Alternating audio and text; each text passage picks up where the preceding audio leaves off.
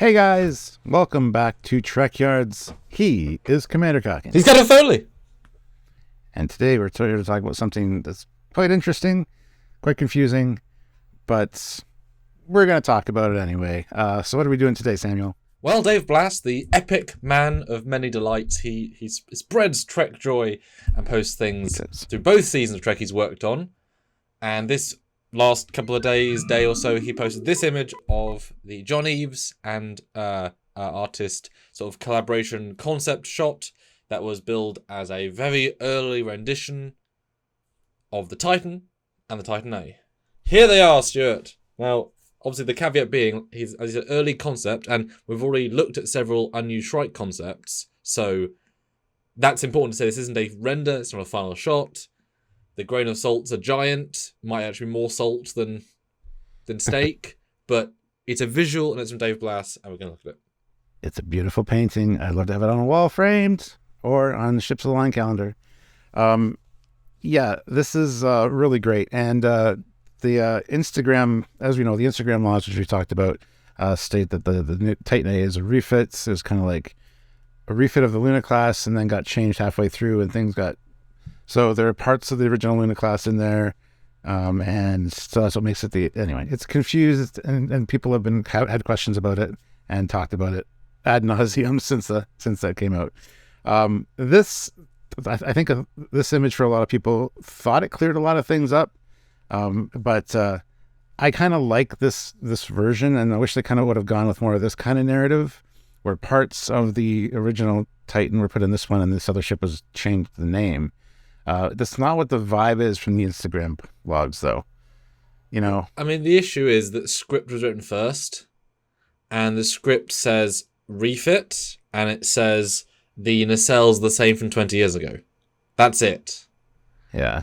So utilizing those two things is a hard thing. So clearly this picture is based on that script line. I'm sure John was given that part of the script. So, right, make that make sense. And so they did this. I would assume didn't read the word refit, because in this shot, Stuart, they're both fully built. Yeah. I mean, okay, fully built with a few, there's a bit of hole in the saucer, but it's so fully built there's self-illumination on the Titan A.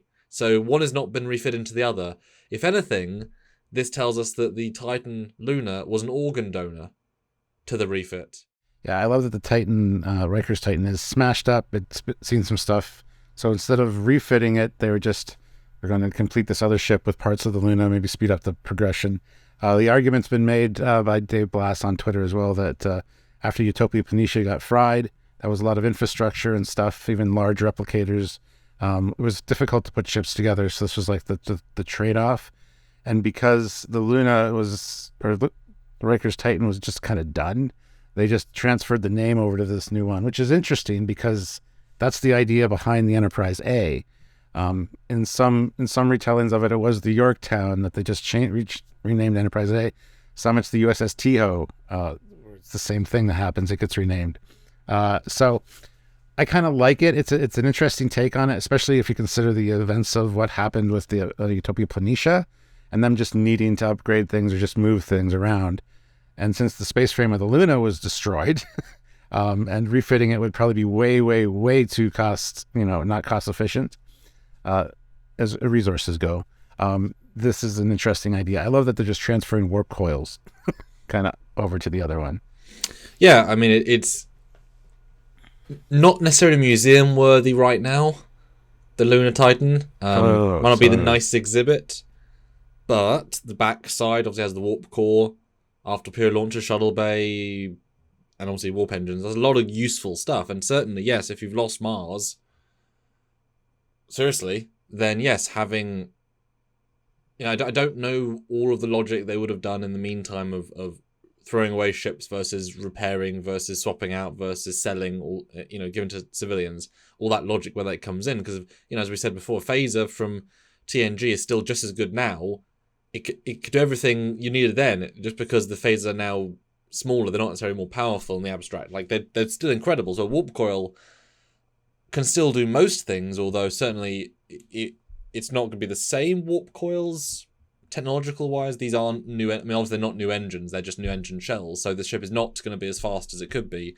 But then if the Luna's already like warp 9.6, who cares if the Titan A cannot go warp 9.8? You know what I mean? Who really cares? Although they do say it can go warp 9.9, so they've kind of whatevered that. But I guess you can software improve as well. I mean, all of our phones get better with software, so same hardware, better software.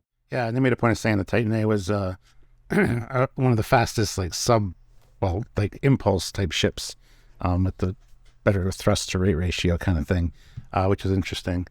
Now, it should be pointed out here, because a lot of people are going to be talking about this in the comment section probably. This is not, I repeat, not Savik's NCC 1777 Titan from 120 years ago that's being refitted, because this one is actually like twice the size, if not more. Bill Crouse did a kind of size thing, and you can see it's a different size. This would be super kind of refreshing in a way. You know, they half built this retro ship. This legacy one comes in. We aren't looking for new advancements in tech. We're just looking to get these new ships working. Grab. And then Shaw, who's obviously in command of this Titan because he's in it for 5 years. So this is Shaw's Titan at this point. He's like, I'll take that one. Swap the engine over, etc. And I'll get working next week. And the interesting thing is, too, with the Titan in the cells that we see that have the older style, like, grills that come out, which is a cool feature, by the way. And we needed a kind of an old grease monkey to take care of that. Makes me think that the Titan A was in fact another ship before and was getting refit at the same time that the Luna got. So they just transferred, as you said, transplanted parts from the Titan, Riker's Titan, over to this one, and just renamed the ship to the Titan A. And then, because they make a point in the log of saying because Savik's Legacy and Riker's were so good with the Titan that it earned the suffix for the A, because not every ship gets that. And so it would make sense that that's kind of the story. Like, they were both in for refit at the same time, but the Luna class Titan was just kind of a write-off, and they're like, we're just gonna carry on the legacy for the name for Riker and all that, but we're gonna have to make it a new ship, unfortunately. That's kind of the vibe that I got. But like I say, Shaw was a captain at that point, so it was Shaw's Titan was given the A. Yeah. I mean, yes, but also they do say it's a new ship as well in the show. And then Shaw goes on to say, even though it's a new ship, look at those nacelles, they're old ones. It's like 20-year-old nacelles. Although it's like, wow. Although it's funny, you know, what is new when time passes? I mean, I still think of this wall being new, but it was many Christmases ago. Things can still feel new, so you know, new to him might be 4 years, etc. So it's this story has not been fully designed yet. Clearly, there's other facets to it, and you can imagine how long this would take to paint by John, etc. Yeah. So you know, this probably was. I mean, he was works on Marvel films, etc. So this might have been, you know, a side thing done a year and a half ago, and he's been, you know, mulling away at it, and based on early script, because once you sort of lock into these shapes, you can't, you know. And I want to thank Dave Blast for sharing this stuff. This is a beautiful. This is one that I would literally like framed on my wall.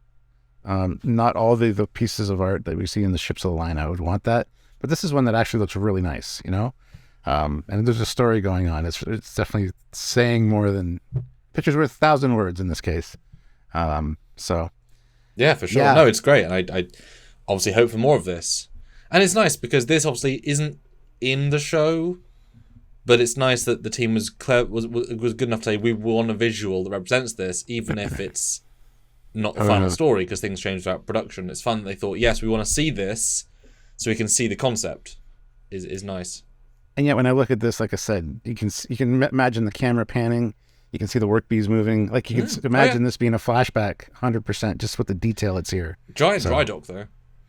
Because to fit both, because Luna's also a big ship. I mean, Luna is big. Titan's just much bigger. I know they do extend that way. But this is a big dock. But, you know, if you actually put put this next, like the Enterprise A scene, yeah, exactly. I mean, it would dwarf it. That's why scale's a funny old thing. Because actually, the Luna could fit inside the Titan A. That's the scale differential. The secondary hull, especially, you could literally, and then the classic Titan, the original Savik one. I mean, you could fit in the saucer pretty much. So it's interesting when you start putting scale in mind. These things kind of change perspective. Which is why we love our scale charts, Trekyards. Ships are our jam. So, if you guys saw this and had any questions or theories or speculations about it, we want to hear them. Comment down below. We're trying to clear this up as best we can, but it's really difficult with all the information that's out there. But we want to make some kind of cohesive tale. So anything you have to add, please put it down in the comment section. Please like the video, subscribe to the channel, and click the notification bell icon so you don't miss videos like this or just conversations in general about all Trek, because we love it all. So come and join us. And support us when you are here, if you can, via super thanksing on any single video. It all makes a huge difference. Or joining our lives every single week. I mean, we love the hello. Say, I just watched a Titan video, and you said come join us live, and here I am. And I'm like, oh, hello. Back to about Riker or Picard or whatever. And of course, monthly if you want to help us financially to help these shows keep coming out to you every single week, often every single day. Patreon is monthly, and join the channel is also monthly. Thanks in advance, and hopefully you'll see us soon, and we'll see you on live. That's right. So until next time, he is Commander Talking. He's Captain Foley. Bye, guys.